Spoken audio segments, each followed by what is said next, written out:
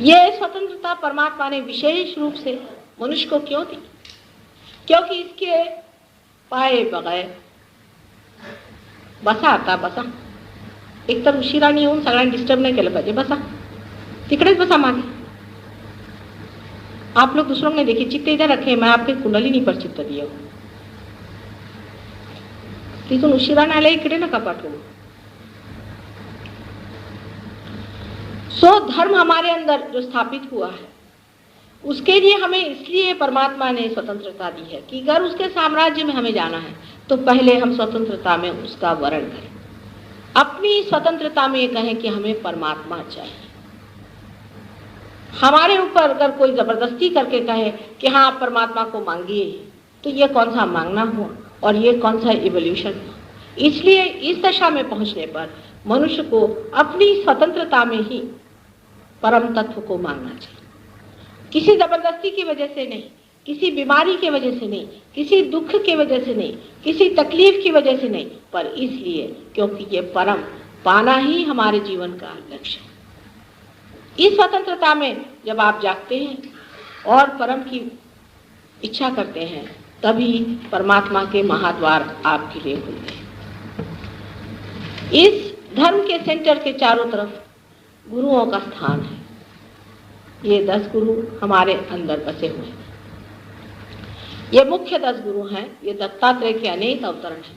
इनमें से हम कह सकते हैं शुरू से कि सोक्रेटिस अपने ज़माने के, मोसेस पुराने ज़माने के, इब्राहिम, मोहम्मद साहब, गुरु नानक, अभी अपने जो शिरडी के साईनाथ हो गए, ये लोग सब एक ही तत्व के, ज़ोरास्ट्र, ये सब लोग एक ही तत्व के, एक ही व्यक्ति के, एक ही महत्ता के अवतरण है. उनमें जरा भी अंतर नहीं है. मोहम्मद साहब में और नानक में इतना सा भी अंतर नहीं. उन्होंने ही फिर से जन्म लिया क्योंकि मोहम्मद साहब ने जब देखा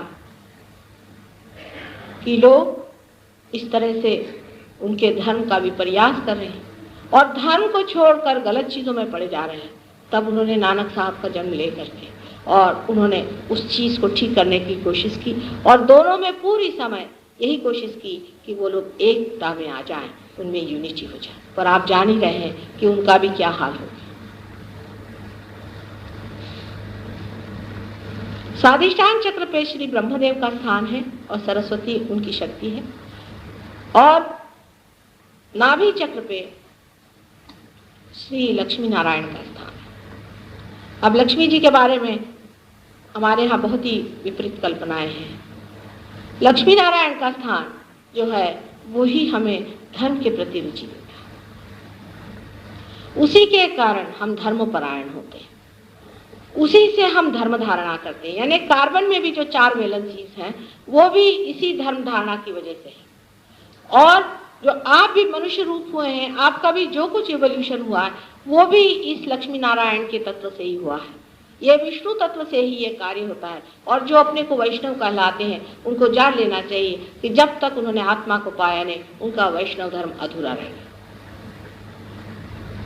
ये हमारे अंदर नाभि चक्र में बसते ही हैं.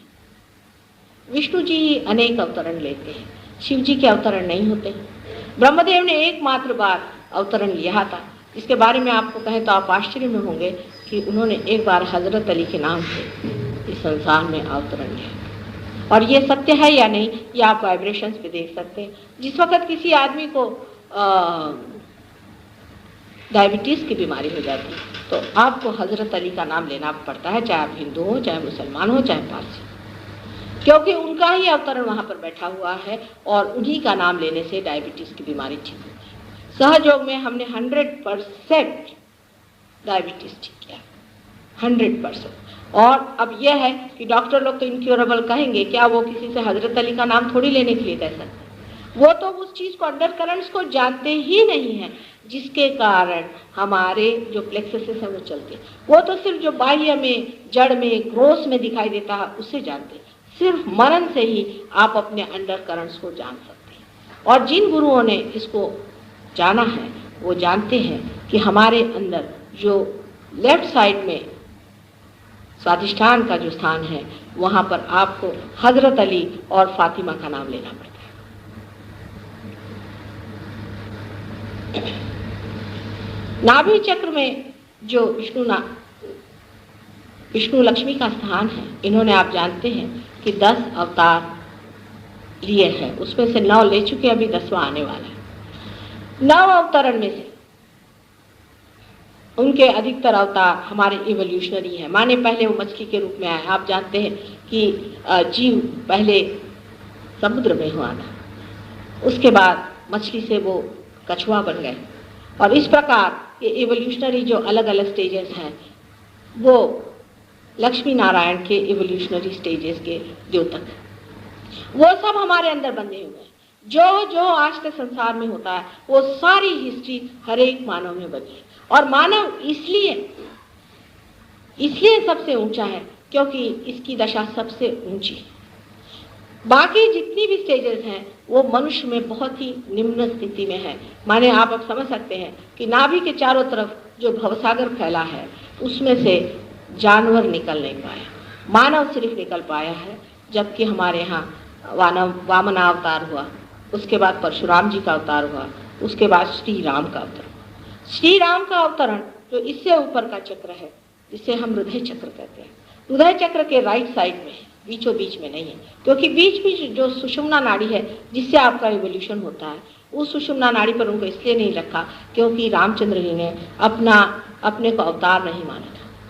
उन्होंने अपने को मर्यादा पुरुषोत्तम मान करके और अपने को इस बीच के इवोल्यूशनरी या इसके उत्क्रांति के पथ से हटाकर अपने को अलग कर लिया। वो अपने राइट साइड में रहते हैं। या आपके पिता का स्थान है, या आप में जो पितृत्व है उसका स्थान है। अगर किसी आदमी ने किसी अपने पिता को सताया या तंग किया, तकलीफ दी हो, तो ये चक्र पकड़ता है। अब डॉक्टर लोग इसे मानते ही नहीं। इस चक्र पकड़ने से भी लोगों को ऐसी बीमारी होती है जिसमें बहुत जोरों में श्वास चलने लग जाता है और किसी भी तरह से श्वास नहीं रुकता।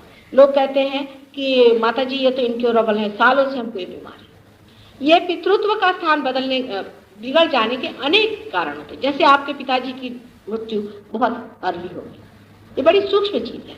अब आपके पिता की अगर मृत्यु अर्ली हो गई है, बहुत ऐसी उम्र में हो गई जब आप बहुत ही छोटे उम्र के थे, तो उनको आपकी फिक्र लगी रहती। कोई मरता नहीं, ये तो बात आप जानते ही हैं। उनका जीवात्मा तब आपके आसपास मंडराते रहता है, उसके कारण भी आपका ये राइट हार्ट पकड़ जाता है।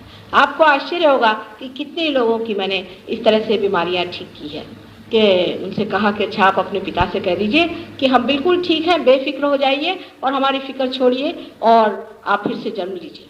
इसी बात पर ये बात कहने से ही उनका ये चक्र छूट गया और उनकी एक बीमारी जो कि उनको सालों से चल रही थी, एक साहब को तो 25 साल से ये बीमारी थी और उनकी बीमारी ये बात कहने से ही छूट गई। और उनको बड़ा आश्चर्य कि माने 5 मिनट में हमको क्यों अच्छा लगे। अगर आप इसके अंडर करंट समझ लें तो बीमारी ठीक करना कोई विशेष चीज नहीं होती। अब ये चक्र खराब हो जाने से मनुष्य को ये ध्यान में लाना चाहिए कि हो सकता है कि आप पिता में भी आप में कोई दोष हो, कि कुछ लोग होते हैं अपने बच्चों से बहुत दुष्टता का व्यवहार करते हैं और बच्चों को बुरी तरह से देखते हैं, उनका ख्याल नहीं करते, उनका पितृत्व खराब होता है, तब भी ये चक्र पकड़ा जाता है। हम लोग डॉक्टरी में सिर्फ ऊपरी तरह से इंसान को देखते हैं और उनकी बीमारियों का इलाज करते हैं, लेकिन उसको सम्यक यानी इंटीग्रेटेड हम नहीं देखते। मनुष्य सिर्फ शरीर मात्र नहीं है, वो शरीर भी है, वो मन भी है, बुद्धि भी है, अहंकार भी है और आत्मा भी है। ये सारी चीज मनुष्य है। जब तक पूरी चीज को आप समझे ना, उसका संतुलन आप समझे ना, तब तक आप ये नहीं समझ पाएंगे कि ये बीमारी किस लिए है। उसके राइट साइड में आप देख रहे हैं कि हार्ट का ऑर्गन है, लेफ्ट साइड में हार्ट का ऑर्गन है। हार्ट के ऑर्गन में जो हृदय, स्वयं हृदय का जो स्थान है, हृदयस्थ आत्मा होता है, इसमें आत्मा का स्थान है। आत्मा आपके हृदय में विराजमान है, यही आपका साक्षी है, यही क्षेत्रज्ञ है, यह आपके बारे में सब कुछ जानता है। सभी सहजियों से विनती है, हमारे इस चैनल को सब्सक्राइब करके सहज को फैलाने में हमारी मदद करें। जय श्री माता जी।